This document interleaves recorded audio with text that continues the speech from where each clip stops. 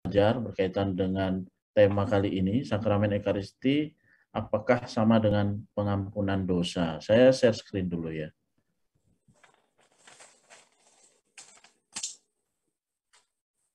Semoga sudah kelihatan. Kelihatan ya? Ya, kelihatan. Oke.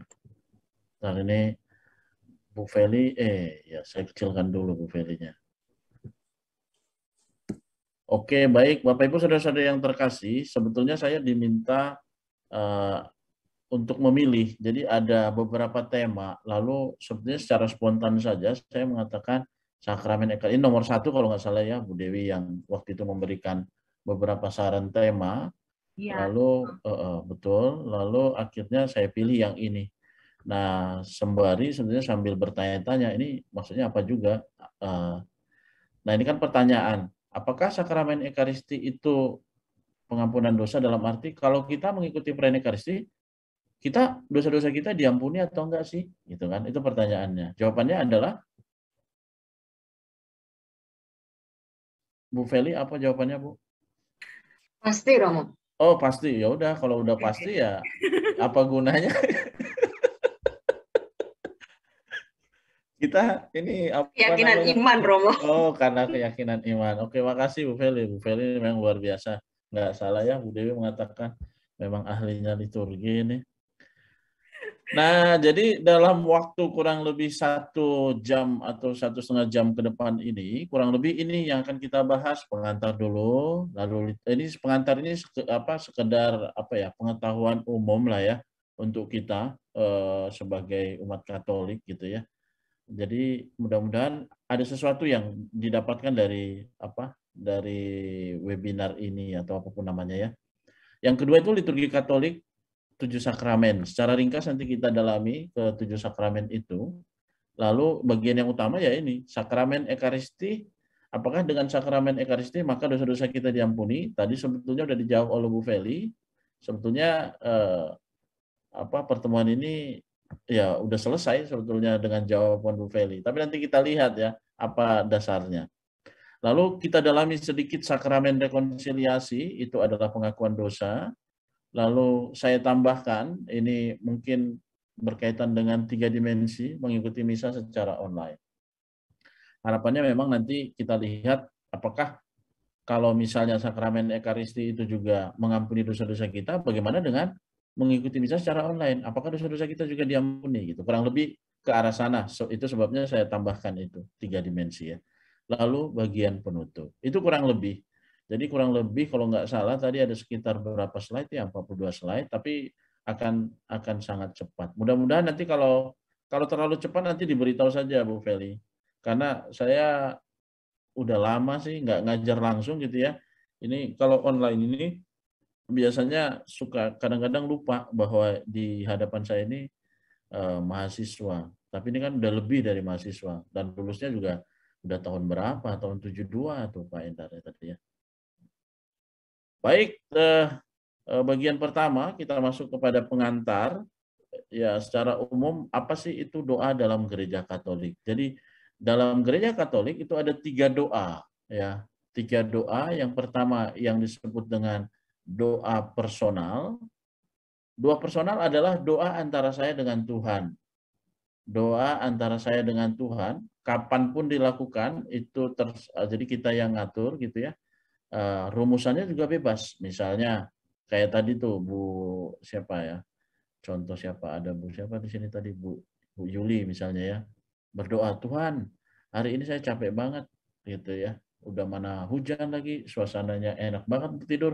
Ya udah Tuhan, saya mau tidur, langsung tidur gitu. Nah, tidak ada rumusannya, bikin sendiri. Lalu kapanpun itu bisa dilakukan. Itu namanya doa personal. Lalu setelah doa personal itu ada doa devosional. Doa devosional itu tidak sekedar individu lagi, tapi bersama dengan yang lain dengan dengan kebaktian atau bukan kebaktian, dengan intensi atau dengan tujuan doa atau perantara minta bantuan doa santa tertentu, orang kudus tertentu. Nah, maka ini gambarnya saya tampilkan ini doa devosional yang paling tinggi adalah kita lihat di sana apa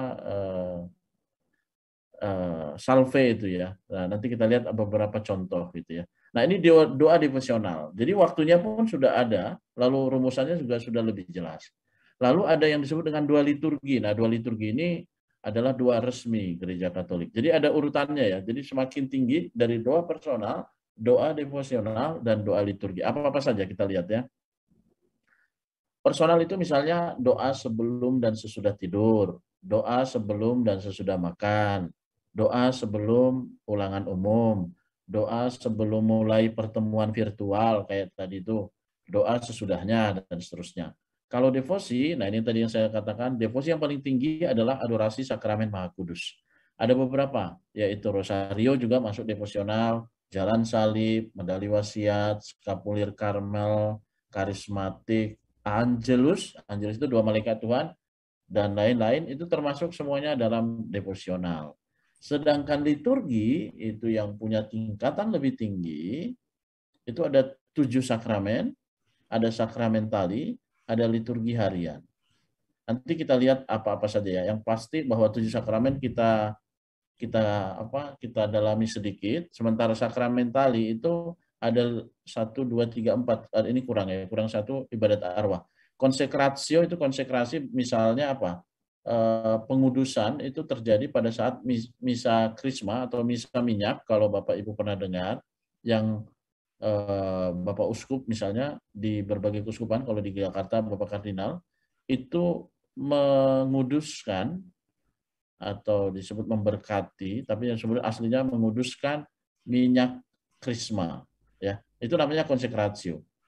Atau kalau mau misalnya ada seorang suster atau frater yang kaul kekal, itu namanya konsekratio. Itu sakramentali, tapi bukan nggak ikut misa gitu ya. Nah ibadatnya itu disebut konsekratio.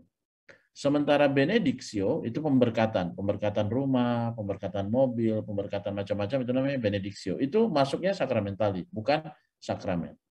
Exorcitio itu pengusiran setan.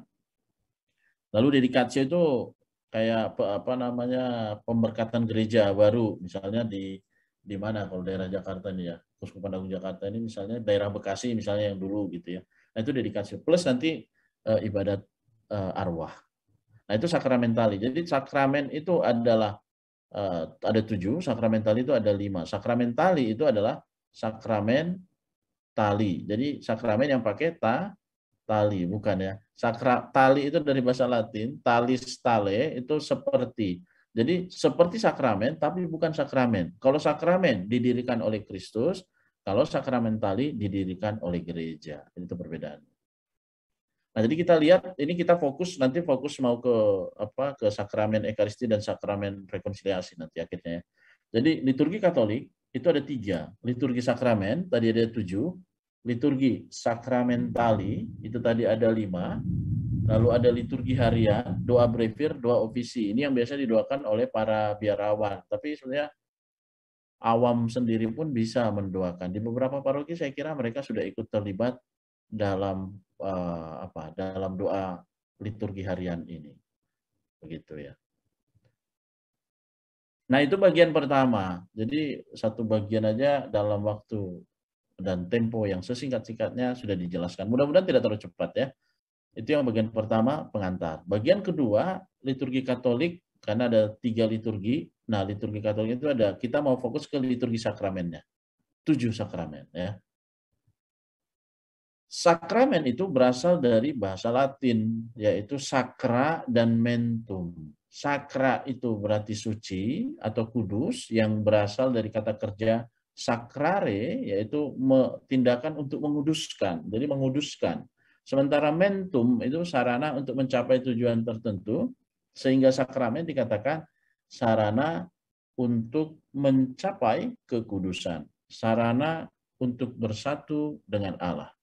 Sakramen itu berarti bila berfungsi terhadap hidup Kristiani dan gerejani. Maksudnya kalau bukan Katolik ya nggak ada gunanya itu sakramen. Ini kan bermakna karena kita beriman. Bu Feli tadi langsung beriman, tahu bahwa itu pengampunan dosa. Karena apa? Karena punya iman. Kalau umat yang lain atau sebutlah mohon maaf agama yang lain mungkin tidak ada artinya, tidak ada maknanya sakramen yang kita lakukan. Maka dikatakan di sini, bila lepas dari hidup gerejani dan Kristiani, maka sakramen ini tidak ada artinya. Gitu. Kita lihat satu persatu secara ringkas saja, nanti pendalamannya di tempat lain mungkin Bapak Ibu saudara-saudara yang terkasih sudah pernah dapat juga ya. Sakramen baptis, sakramen pembaptisan memang ada dua nama yang kurang lebih sama sebetulnya. Adalah dasar seluruh kehidupan Kristen dan pintu masuk menuju kehidupan dalam roh dan sakramen-sakramen lain. Kita tahu bahwa sakramen baptis adalah sakramen awal inisiasi, salah satu dari sakramen inisiasi. Berikutnya sakramen penguatan. Orang menyebutnya sakramen krisma, tapi sebetulnya nama aslinya adalah confirmation. Jadi bukan krisme gitu ya atau apa. Sakramen penguatan, confirmation. Bahkan ini dalam bahasa Inggris. Confirmation is the sacrament by which, jadi konfirmasi atau sakramen penguatan adalah sakramen di mana umat Katolik itu menerima pencurahan yang istimewa, pencurahan Roh Kudus yang istimewa gitu ya. Melalui sakramen penguatan, Roh Kudus itu memberikan kita kemampuan yang luar biasa, yang berkembang gitu ya, untuk melakukan iman atau mempraktekkan iman kita gitu ya, dalam setiap aspek kehidupan kita, dan kita diajak sebetulnya untuk menjadi saksi Kristus dalam setiap situasi. Kurang lebih ini yang dimaksud dengan sakramen penguatan. Ini salah satu juga selain baptis tadi, kalau diurut-urutkan itu ya biasanya begitu, sakramen penguatan ini setelah sakramen baptis. Gitu. Berikutnya sakramen Ekaristi. Di sini secara ringkas dikatakan dalam Redemptionis Sacramentum, ya, Redemptionis Sacramentum, maka itu partisipasi kaum beriman awam dalam Ekaristi dan dalam perayaan-perayaan gerejawi lain tidak boleh merupakan suatu kehadiran melulu, apalagi suatu kehadiran pasif. Sebaliknya, harus sungguh dipandang sebagai suatu ungkapan iman dan kesadaran akan martabat pembaptisan. Intinya mau mengajak umat pun bisa terlibat banyak dalam Ekaristi. Gitu. Lalu ada yang disebut dengan sakramen rekonsiliasi. Ketika membicarakan sakramen ini, kita bertemu dengan tema-tema sekitar dosa, tobat, dan pengampunan. Lalu ada sakramen pengurapan orang sakit. Ini namanya udah saya sesuaikan dengan nama yang sebenarnya ya Bapak Ibu, karena tadi penguatan itu banyak orang menyebut krisma, tapi sebetulnya penguatan. Lalu ini sakramen pengurapan orang sakit. Jadi bukan sakramen sakramen perminyakan terakhir gitu, bukan. Karena dulu saya pernah ya saya cerita pulang dari studi di Roma, lalu saya ke Sultan Agung, Jalan Sultan Agung, Skolastika, tempat frater-frater, karena saya harus ngajar dan menjadi sosius, jadi pamong di mereka gitu ya. Lalu apa yang terjadi? Karena udah jarang olahraga kali ya, lalu saya olahraga, ikut main bola di lapangan Aloysius, kalau ada yang tahu. Lalu jatuh saya itu, belum lama langsung jatuh, ligamen saya putus. Lalu mengalami pembengkakan dan seterusnya, saya nggak bisa jalan. Lalu akhirnya dibawa ke rumah sakit, itu ya, MRI, lalu akhirnya diputuskan untuk operasi. Lalu suatu ketika saya datang pakai tongkat gitu ya. Belum pakai tongkat, ini belum operasi, jadi memang nggak bisa jalan. Lalu saya minta seorang Romo yang senior itu ya, namanya Romo Gani. Sayangnya sekarang udah meninggal tahun lalu, 2 tahun lalu saya kira. Nah, saya lalu berkata ke Romo Gani, besok saya mau operasi. Saya mau minta sakramen pengurapan orang sakit.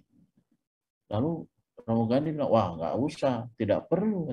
Oh nggak perlu, saya minta kok. Saya bilang, dia bilang, itu kan kaki itu jauh dari jantung, jadi nggak akan mati, katanya, yakin aja. Nah, rupa-rupanya jadi orang itu akan menganggap kalau menerima sakramen pengurapan orang sakit ini, atau yang disebut dengan sakramen perminyakan terakhir, itu akan lewat gitu ya. Jadi ada romo-romo yang terkenal sebagai romo pencabut nyawa itu karena ini gitu ya. Padahal maksudnya itu sakramen pengurapan orang sakit. Jadi bukan tujuannya bukan meninggoy gitu ya, maksudnya bukan apa namanya, bukan harus menghadap Bapa. Pengurapan orang sakit ini bisa ya kalau nanti pada akhirnya meninggal nggak masalah ya, bahwa dia menjadi sembuh. Sembuh itu berarti sembuh secara fisik atau sembuh secara rohani menghadap Bapa, itu nggak masalah. Tapi bahwa bukan itu semata-mata gitu ya.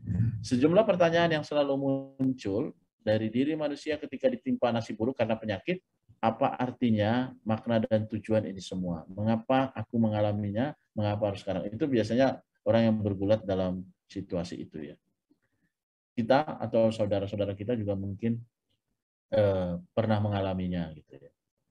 Berikutnya adalah sakramen perkawinan. Konsili Vatikan II menyatakan pada umumnya perayaan perkawinan hendaknya dilangsungkan dalam perayaan Ekaristi, yaitu sesudah pemakluman Injil dan homili sebelum doa umat. Setiap sakramen memang selalu diarahkan untuk memuncak dalam sakramen Ekaristi. Gitu. Lalu berikutnya sakramen tahbisan. Dan aku pun berkata kepadamu, engkau adalah Petrus dan di atas batu karang ini aku akan mendirikan jemaatku. Dan alam maut tidak akan menguasainya. Kepadamu akan kuberikan kunci kerajaan surga. Apa yang kau ikat di dunia akan terikat di surga. Dan apa yang kau lepaskan di dunia ini akan terlepas di surga. Nah, sakramen tahbisan ini ada 3 ya. Jadi tahbisan untuk uskup itu namanya episkopat, untuk imam atau romo itu namanya presbitera, lalu untuk diakon itu namanya diakonat. Jadi di 3, jangan ditambah ya. Jadi ada episkopat, presbitera, diakonat. Psikopat nggak masuk ya, psikopat. Nah ini tahbisan. Lalu berikutnya itu tentang 7 sakramen sudah ya. Jadi ini udah langsung ke bagian ketiga. Cepat juga ya. Bagian ketiga itu langsung ke inti pertanyaannya. Sakramen Ekaristi apakah pengampunan dosa? Nah, jawabannya tadi udah dijawab oleh Ibu Feli. Sebenarnya Ibu Feli aja yang presentasi.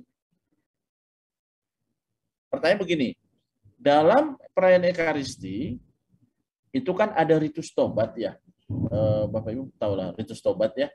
Bahkan ini ada perbandingan TP 2005 dan TP 2020. Tapi intinya saya mau mengatakan bahwa dalam setelah doa tobat itu ada kata-kata setelah saya mengaku dan seterusnya, itu ada kata-kata semoga Allah yang Maha Kuasa mengasihani kita, mengampuni dosa kita.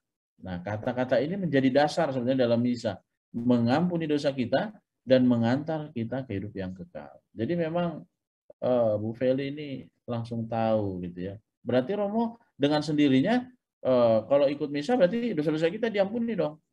Lalu Bu Feli akan berkata, itu dalam ritus tobat ada kata-katanya, mengampuni dosa kita. Berarti benar. Gitu ya. Tapi tidak sepenuhnya, karena ada yang lain. Nanti kita lihat. Kemudian imam mengajak umat untuk menyatakan tobat. Sesudah hening sejenak, seluruh umat menyatakan tobat dengan rumus pengakuan umum. Sesudah itu imam memberikan absolusi. Ya, absolusi yang tadi yang saya bacakan itu adalah absolusi ya. Semoga Allah yang Maha Kuasa mengasihani kita, mengampuni dosa kita, dan mengantar kita ke hidup yang kekal. Itu disebut dengan absolusi.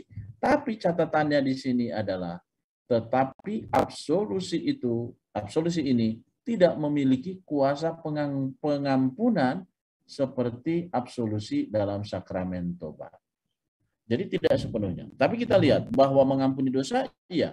Nah, tapi tidak sepenuhnya karena tidak mempunyai kuasa pengampunan seperti dalam sakramen tobat atau sakramen rekonsiliasi. Nah, itu catatan pertama dalam misa. Catatan kedua pada saat doa syukur agung. Pada saat doa syukur agung, itu ada kata-kata begini.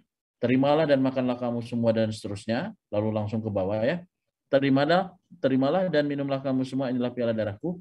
Darah perjanjian baru dan kekal yang ditumpahkan bagimu dan bagi semua orang demi pengampunan dosa. Demi pengampunan dosa. Lakukanlah ini sebagai kenangan akan dapat. Jadi dengan sendirinya, dengan kata-kata doa syukur agung ini, mau dikatakan bahwa dalam misa pun ini kata-kata Yesus ini mau mengatakan ini dilakukan, misa ini dilakukan untuk apa? Untuk pengampunan dosa kita. Jadi dalam misa memang benar terjadi pengampunan dosa. Bu Feli, betul, sempurna jawabannya. Jadi begitu. Tapi ada catatan nanti, catatannya adalah setelah slide ini, catatannya adalah begini. Oh sorry, ini masih tentang dua Superagung ya. Catatannya ini sebenarnya. Dalam Katekismus Gereja Katolik nomor 1414 itu dengan eksplisit dikatakan sebagai kurban, Ekaristi itu dipersembahkan juga untuk pengampunan dosa orang-orang hidup dan bahkan untuk orang-orang mati. Itu sebabnya, dan untuk memperoleh karunia rohani dan jasmani dari Tuhan. Itu sebabnya, Bapak Ibu, itu sebabnya kita kan sering dalam misa. Mengapa kita dalam misa sering minta intensi misa? Karena termasuk untuk salah satunya untuk ini, supaya mendoakan orang-orang yang meninggal itu. Kita doakan supaya apa? Supaya diampuni juga dosa-dosanya, termasuk salah satunya. Juga, ini kata juga bagus ya.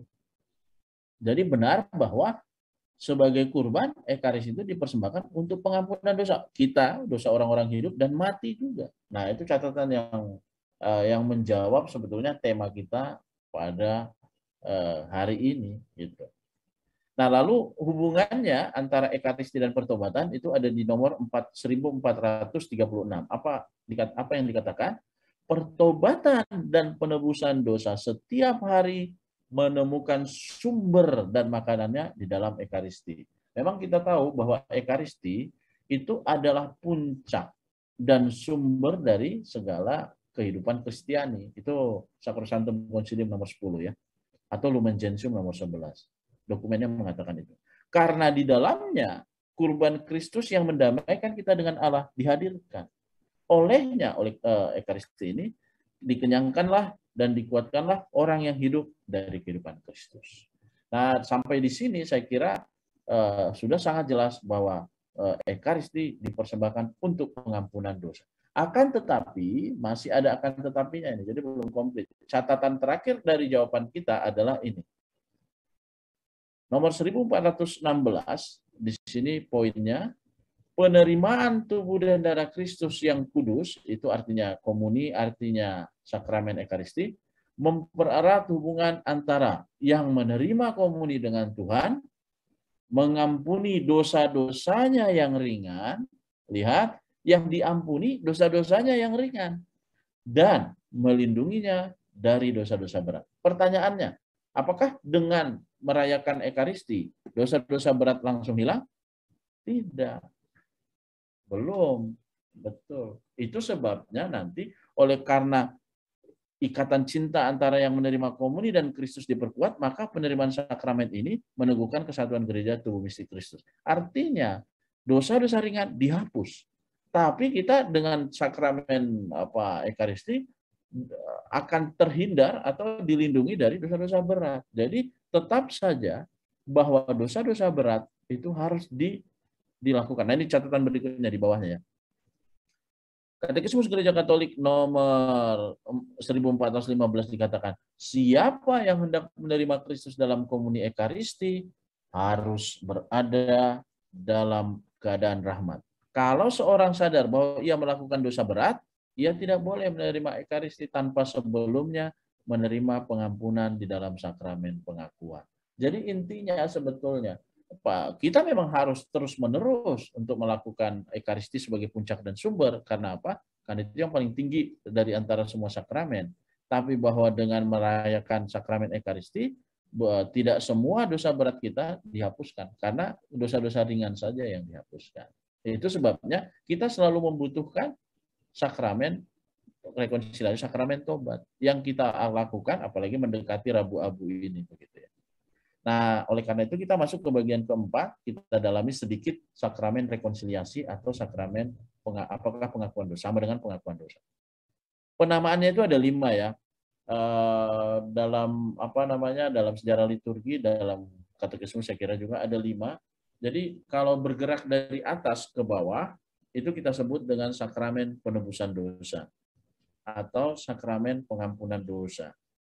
Tapi dari bawah ke atas gerakannya, itu sakramen tobat atau sakramen pengakuan dosa. Jadi dari umat ini. Kalau dari Allah, penebusan dosa, pengampunan dosa. Tapi ada yang dari Allah, bergerak dari Allah, tapi manusia juga bergerak, lalu bertemu di tengah, itu sebabnya namanya bagus sekali sakramen rekonsiliasi. Tak manusia bergerak. Kita tahu itu fotonya gambar kisah anak yang hilang ya. Jadi anak yang hilang berlari menuju bapaknya, tapi bapaknya juga datang menghampiri. Kalau pengakuan dosa memang kita merasa berdosa, bersalah, lalu kita cari bapak pengakuan. Kalau tobat juga sama, kurang lebih kita mau bertobat, kita datang gitu ya. Tapi kita tahu bahwa sakramen ini berinisiasi atau diawali oleh inisiatifnya dari Allah. Maka penebusan dosa, pengampunan dosa, tapi bersama-sama itu namanya sakramen rekonsiliasi. Ada 3 cara yang bisa dilakukan ya, apalagi mendekati masa Prapaskah yang dimulai dengan Rabu Abu. Bisa dengan bentuk yang pertama, yaitu cara yang biasa kita lakukan, pengakuan pribadi masing-masing, atau yang bagian kedua itu adalah ibadatnya bareng-bareng, lalu banyak bapak pengakuan mendengarkan. Ini contoh aja sih. Lalu yang ketiga, dengan melakukan absolusi umum. Memang gambarnya agak buram sedikit ya, tapi intinya di sana ada tiga forma. Apalagi absolusi umum ini dilakukan karena situasi tertentu, misalnya yang terjadi di KAJ juga ya, karena situasi pandemi dan seterusnya. Nah, dalam bagian ini saya mau menekankan ada 4 hal ya. Ordo Penitentia itu buku resmi tentang rekonsiliasi atau tentang sakramen tobat. Jadi ada 4 unsur dasar sakramen rekonsiliasi. Yang pertama, penyesalan atau yang disebut dengan contritio. Jadi kalau orang nggak menyesal, itu ngapain ngaku dosa gitu ya. Tapi Romo, kan kalau begitu, kalau nggak ada penyesalan, tapi kan anak-anak perlu dibawa sejak kecil. Betul. Maka kalau anak-anak mengaku dosa di sekolah gitu ya, saya akan tanya, Dek, nyesal atau enggak? Gitu. Oh, enggak Romo. Lo kok enggak? Kok enggak nyesal sih? Ya, habis dipaksa. Siapa yang maksa? Guru. Kalau enggak nanti saya enggak dapat nilai katanya. Oh, alah. Tapi, nah lalu diajaklah anak ini.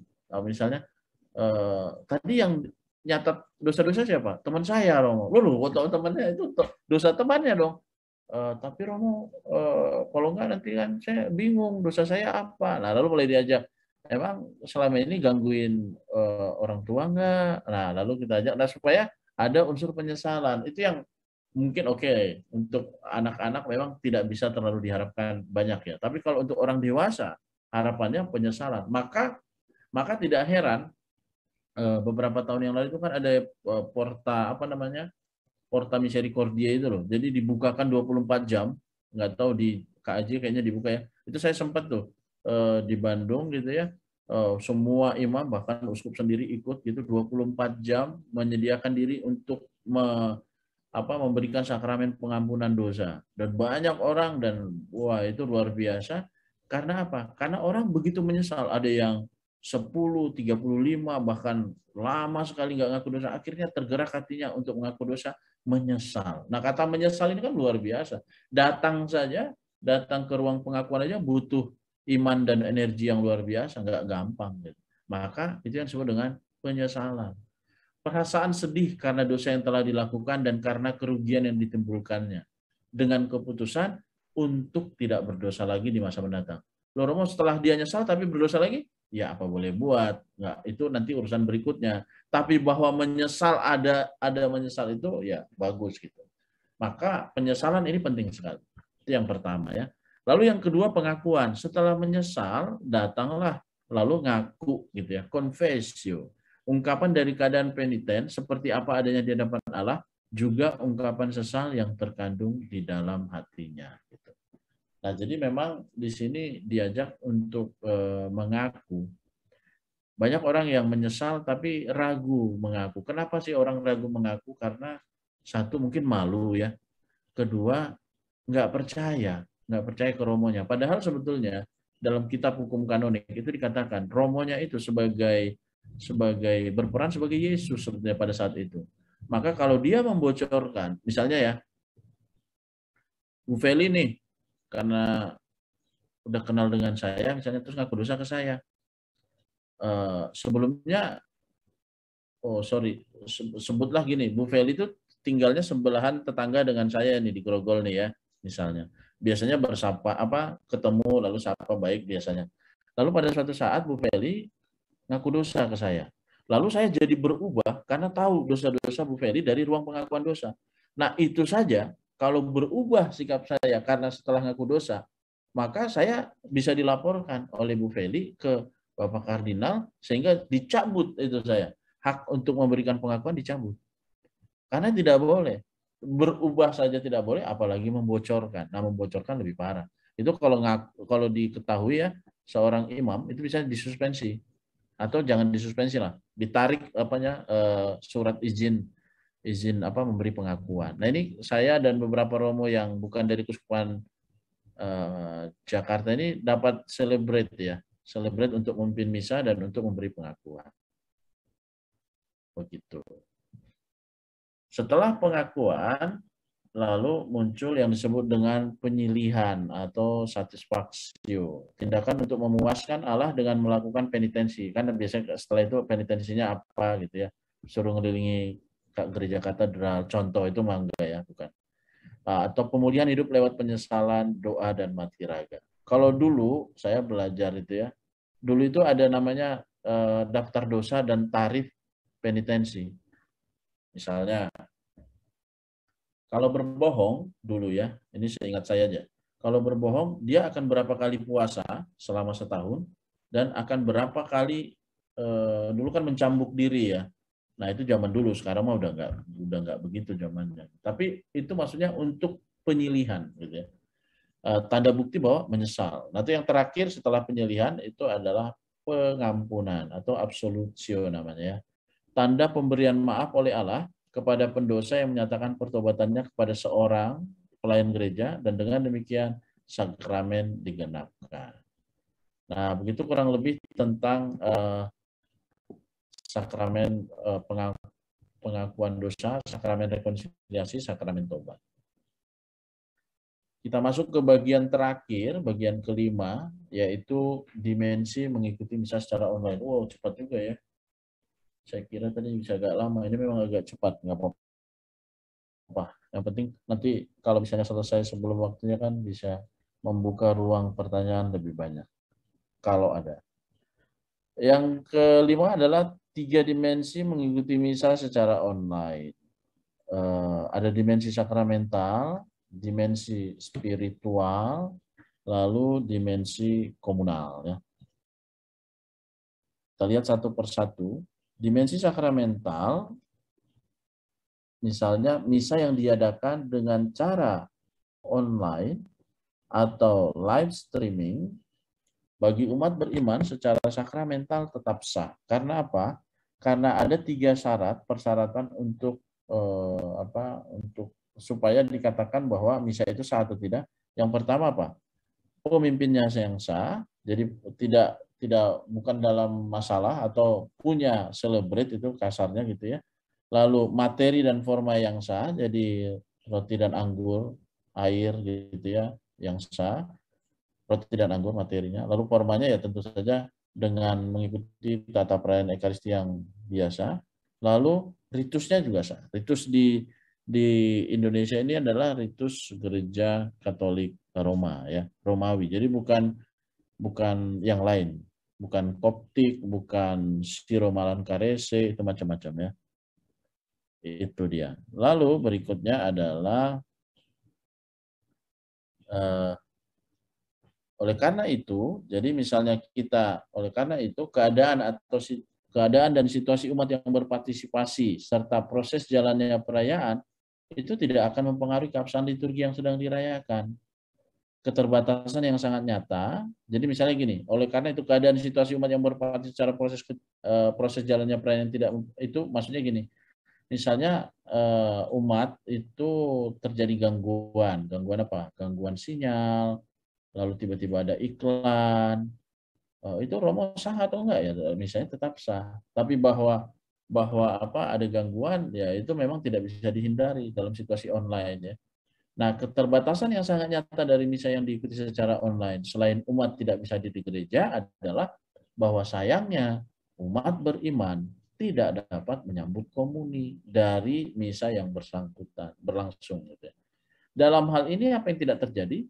Tidak terjadi persekutuan secara sakramental antara umat beriman dengan tubuh Kristus sebagai santapan ilahi. Itu yang kurangnya di sana. Kita tidak menerima tubuh Kristus secara langsung, tetapi menerimanya. Ini yang dimensi yang kedua ya, dimensi spiritual. Kita tidak menerima tubuh Kristus secara langsung, tapi menerimanya dalam roh dan dengan iman. Kita percaya bahwa kita bersatu dengan Kristus secara spiritual karena keinginan yang sungguh mendalam akan kasih-Nya yang tak terhingga.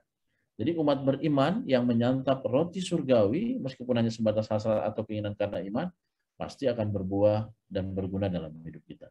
Maka umat yang tidak bisa menyambut komuni seperti biasa dalam misa yang dirayakan secara online, dapat menerima komuni batin atau komuni secara spiritual. Ini dimensi yang kedua. Dimensi yang ketiga, umat beriman diajak untuk membentuk eklesia domestika atau gereja rumah tangga dalam mempersiapkan dan merayakan misa. Persekutuan umat dalam satu keluarga adalah kesempatan yang sangat baik untuk mengikuti misa secara bersama-sama. Kebersamaan dalam satu keluarga untuk merawat iman melalui partisipasi aktif di rumah menjadi tanda bahwa Allah sungguh hadir dalam perayaan tersebut. Ini idealnya begitu ya. Tapi apa yang terjadi ya seringkali repot juga karena komunal di rumah kadang-kadang harus ngepasin waktunya, kadang-kadang ada situasinya macam-macam ya. Nah, ini kebiasaan baru dalam masa pandemi. Ini awal-awal ya, awal-awal sekali ini. Harus disemprot dan lain-lain. Apa yang harus kita lakukan, mau tidak mau ya begitu.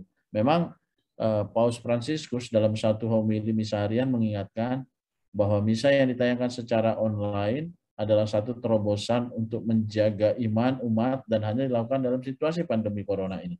Jadi kalau sudah memungkinkan ya kembalilah ke gereja. Itu harapan Paus sebetulnya. Paus Fransiskus mengingatkan bahwa dimensi sakramental dari misa tetaplah menjadi yang utama, yakni menyantap tubuh Kristus. Saya lupa persis, tapi saya catat saya kira di mana di Instagram ini ya. Saya baca aja ya. Paus Fransiskus itu mengingatkan, ini kata-katanya ya, saya baca ya. La gente che è collegata con noi soltanto la comunione spirituale. Questa non è la Chiesa. Questa è la Chiesa di una situazione difficile che il Signore permette. Ma l'ideale della Chiesa è sempre con il popolo e con i sacramenti. Sempre. Nah, kurang lebih artinya umat yang terhubung dengan kita secara live streaming atau online itu hanya melalui komuni spiritual. Itu bukanlah gereja. Itu adalah gereja pada situasi yang sulit. Yang Tuhan memang izinkan, akan tetapi gereja yang ideal selalu bersama dengan umat, selalu bersama dengan sakramen. Itu selalu gitu ya. Nah, itu kurang lebih saya kutip dari pernyataan Paus ya dalam satu homili. Nah, maka ada 3 prinsip mengikuti misa secara online. Yang pertama, prinsip pertama, umat yang mengikuti misa secara live streaming atau online tidak pernah menggantikan kewajiban partisipasi umat dalam misa tatap muka seperti biasanya. Tentang kewajiban umat beriman mengambil bagian dalam misa pada hari Minggu dan hari pesta wajib lain ada di Kanon 1246, 1247. Prinsip yang kedua. Jadi yang pertama, ikut misa secara online itu nggak bisa menggantikan kita kalau offline. Itu hanya dibutuhkan untuk merawat iman kita saja itu sebetulnya. Prinsip yang kedua, dalam situasi darurat atau alasan berat seperti pandemi ini, umat diharapkan meluangkan waktu untuk berdoa secara perorangan atau di dalam keluarga karena mengikuti misa secara komunal di gereja tidak memungkinkan. Lalu prinsip ketiga, mengikuti misa secara online dimungkinkan secara pastoral sebagai sarana agar umat tetap merawat imannya. Bisa dibayangkan kalau virus COVID-19 bertahun-tahun lamanya dan umat tidak pernah ikut misa dan bahkan tidak melihatnya sama sekali, maka hilanglah atau habislah iman kita, reduplah iman kita. Tapi dengan adanya misa secara online kita terbantu sekali.